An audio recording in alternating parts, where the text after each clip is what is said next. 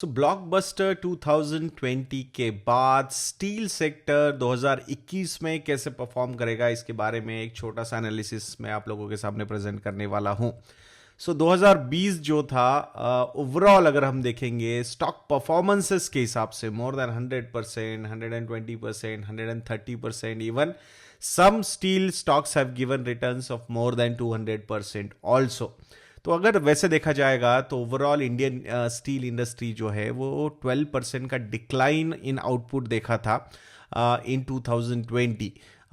Reason because of the lockdown हुआ था, उसकी वजह से reduced capacity utilisation was the main reason why steel का जो ओवरऑल प्रोडक्शन हुआ, आउटपुट हुआ इंडिया में, वो कम हुआ। However domestic iron ore supply shortage जो था, उसकी वजह से स्टील के प्राइसेस जो है वो रिकॉर्ड हाई लेवल्स तक जा चुके थे।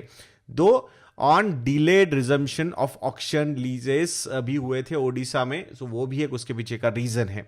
But with easing of lockdown measures and pent-up demand from auto sector and construction sector and mills, so वहाँ पे ये सारी चीज़ें जो थी, जो प्रोडक्शन था, कैपेसिटी यूटिलाइजेशन था, वो 30-40% जो अप्रैल 2020 में था, वहाँ से it increased up to 90-95% towards the year end यानी कि दिसंबर 2020 की मैं बात कर रहा हूँ। So what were the major factors that led to a boost in gross margins of iron and steel industry? So सबसे पहला रीजन, हाइयर ऑटोमोटिव सेल्स। हमने देखा है, आई थिंक दिवाली से पहले ही ऑटो सेल्स जो थे वो बहुत बढ़िया तरीके से परफॉर्म कर रहे थे। सो इनिशियली सबको लगा कि भाई ये पेंट अप डिमांड है, उसकी वजह से सेक्टर्स काफ़ी अच्छे चल रहे हैं। But after 1 month, 2 month, 3 month, 4 month, वो डिमांड का इक्वेशन जो है वो चलता ही रहा, because of the personal mobility people want to have.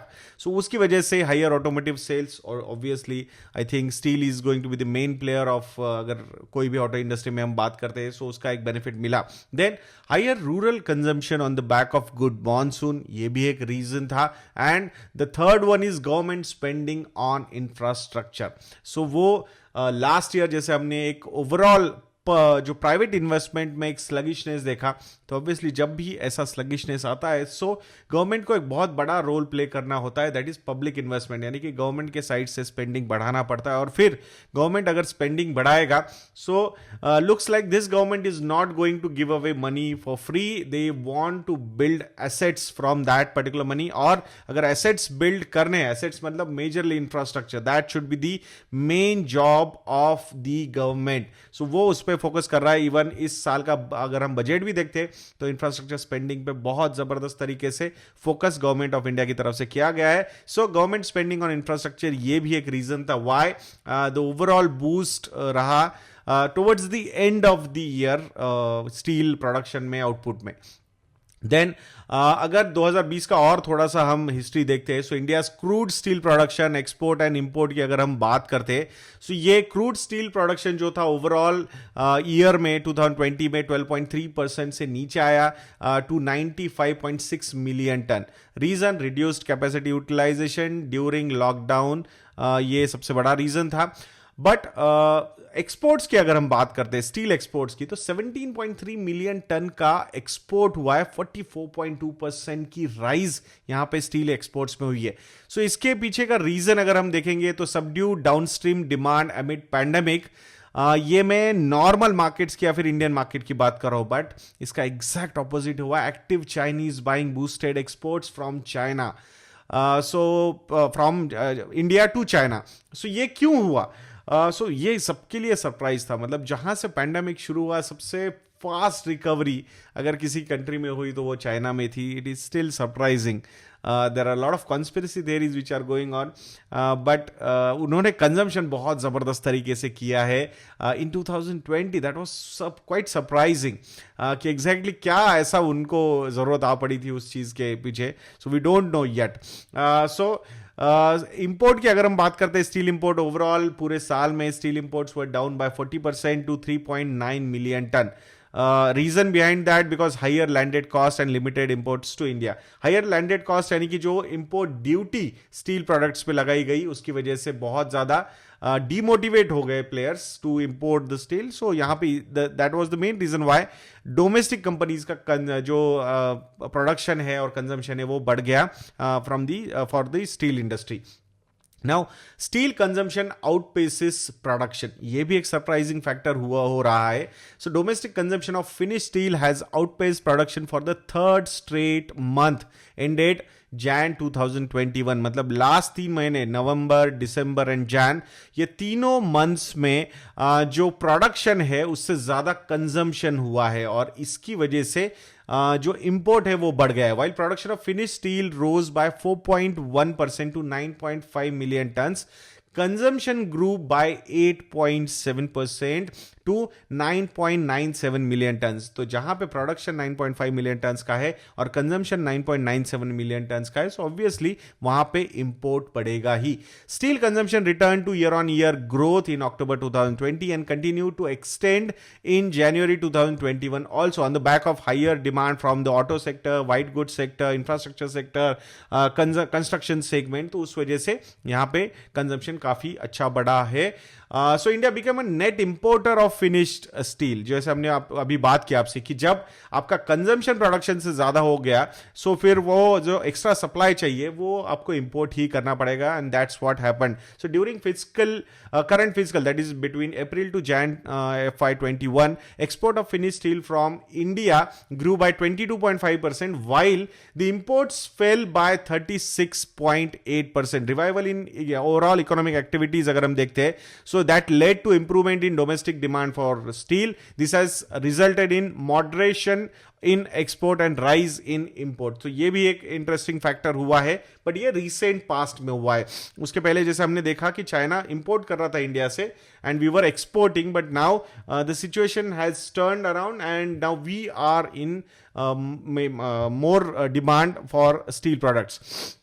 So ultimately, what is the future outlook of this steel sector? So government's plan to focus on infrastructure, जो हमने उनके बजट में देखा है, investment in project such as affordable housing हो, railway line हो, या फिर मेट्रो रेल हो, या फिर शिप बिल्डिंग हो, या फिर oil and gas distribution pipeline projects हो, तो ये हर जगह पे स्टील का कंजम्पशन रहेगा, and that's why overall looks like the sector is going to do well in 2021 also.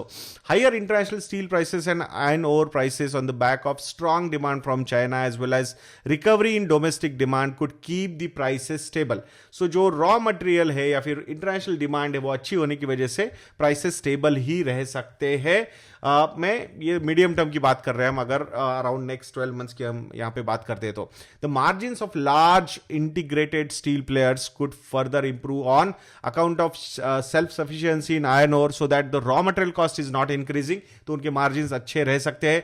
Lower coking coal cost है and better fixed cost absorption due to near normal utilization rate. So जैसे आपका utilization level will be on higher side, so then automatically in a way this is nothing but an operating leverage, क्योंकि बहुत सारी fixed cost तो रहेगी आपकी, मतलब fixed रहेगी, एंड जो ऊपर का आपका सेल हो रहा है कंजम्पशन की वजह से, एक्स्ट्रा डिमांड की वजह से, I think that will keep on increasing your margin. So that's the benefit of capital intensive industries. तो ये ऑपरेटिंग लिवरेज हमेशा इनके लिए काम आता है. Any production cut by China because of the carbon neutrality goal जो सेट हुआ है, उसकी वजह से अगर प्रोडक्शन चाइना में कम होता है तो फिर से चाइना से डिमांड बढ़ सकती है. प्रोडक्शन नहीं होगा, कम होगा वहां पे, बट डिमांड रहेगी और उसका बेनिफिट ओवरऑल स्टील सेक्टर को हो सकता है, इंडियन स्टील सेक्टर को हो सकता है. वहां पे एक्सपोर्ट्स वापस बढ़ सकते हैं towards China. So let's all see कि वो कब होता है, कैसे होता है.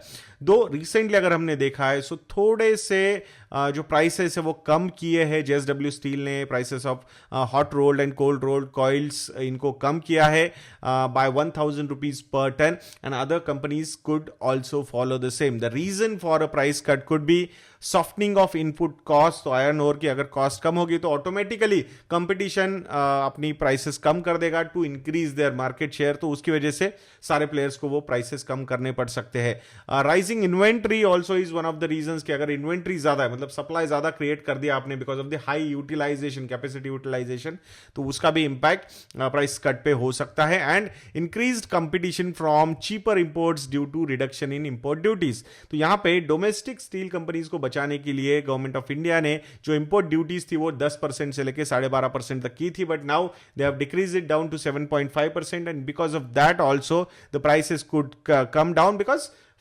इंपोर्ट बढ़ सकता है, जो फॉरेन प्लेयर्स है वो वहां पे और ज्यादा स्टील डंप कर सकते हैं। So these are all factors which we need to be careful about, though it's not a direct advice. ये स्टील सेक्टर जो है वो एक साइक्लिकल सेक्टर है, and you should know the nitty gritties of this sector really well. until unless you know them, it is better to avoid these kind of sectors. Capital intensive sector है, अगर Tata steel जैसी company की हम बात करेंगे तो अभी भी टाटा स्टील भले ही आपको लग रहा है कि मोर देन 100% ग्रो किया है इन लास्ट 1 ईयर, 102% के रिटर्न है टाटा स्टील के, बट अगर मैं लॉन्ग चार्ट्स देखता हूं, not from trading point of view, high levels क्या थे, सो 900 रुपए, 800, 880 टू 890 रुपीज तक के हाई लेवल्स इस स्टॉक ने देखे हुए थे इन 2007, दिसंबर 2007 की मैं बात कर रहा हूं, और आज इसका रेट है 758। Even after 13 years the stock has still not touched its lifetime high levels. So that is the reason why I always say that if you know the cyclicality, if you understand the cycle, steel cycles, then and then only you should go and invest in steel stocks. Otherwise it's better to avoid these counters as a retail investor, as a layman.